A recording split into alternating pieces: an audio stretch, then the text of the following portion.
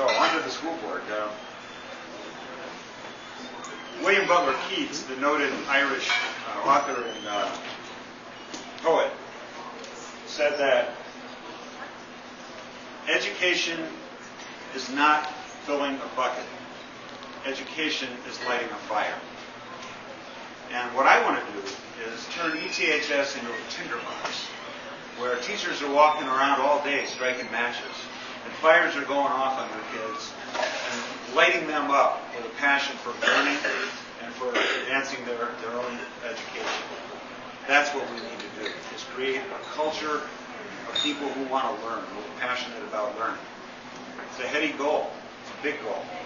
And what we need to do is just start taking the small steps to get us there. So how do we go about that? Well, I generally like to make things pretty simple. I guess I don't need that anymore.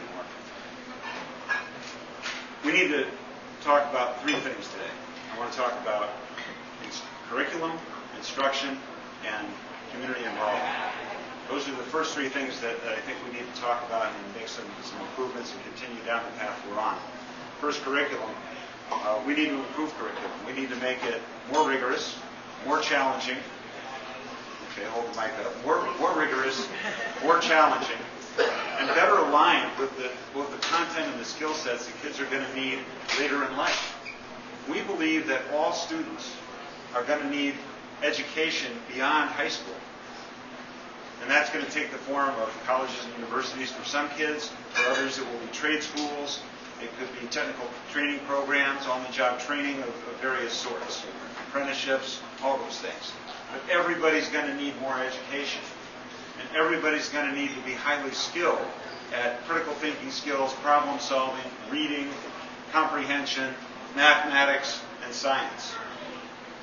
The days in our country when you could be relatively uneducated and still go out and get a job in factories or somewhere and make a middle-class living and have a family and pay for your family and have a nice life, those days are largely gone. It's getting more and more difficult.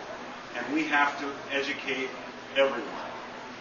So a lot of what I'm about on the ETHS board is how do we raise the bar for all of our students? How do we raise the bar for our brightest students, for the students in the middle, and for the students that struggle?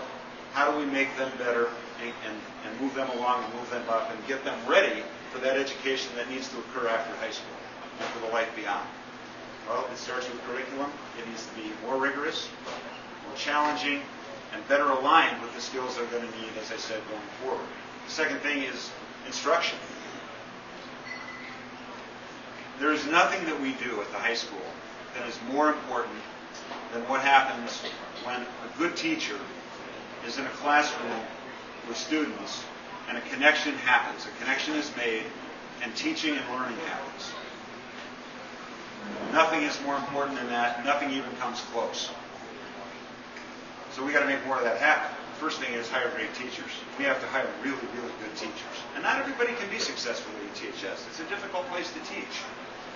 Well, I'm happy to say that over the past several years we have significantly ramped up our hiring practices, and the scrutiny that we give to candidates and what we put them through is kind of remarkable. And I'm a proponent of that, and I think that we need to make it even tougher and scrutinize them even more to make sure we're getting the right people in our building that can be successful at ETHS.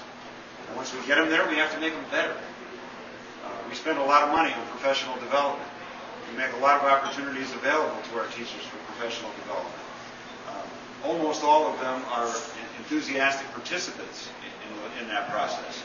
And I want to see that continue. It's expensive, but it's a good place to put our money. So more professional development to make our teachers better. And lastly, we have to evaluate them continually. Up until 3 or 4 years ago, by the end of the first semester, there might have been, and this is a true story, there might have been anywhere from, say, 10 to 20 visits to classrooms in the first semester of any given school year by administrators or department chairs. And it was only when there was a problem. It was only when there was something going on they wanted to find out about. This year, administrators and department chairs made more than 300 visits to classrooms. In addition to that, there were more than 200 visits to classroom by instructional coaches, of which we have 7 at the high school. for this is not to be punitive or hold anything over the teachers or anything like that. It's purely instructive. It's to criticize, it's to collaborate, and to improve the instructional methods that are going on in the high school.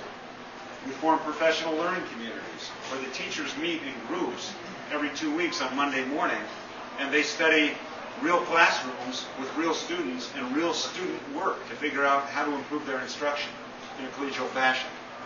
So these are programs that have begun to transform the high school and create a new culture, and it's something that I'm a proponent of, and we're going to continue to do that.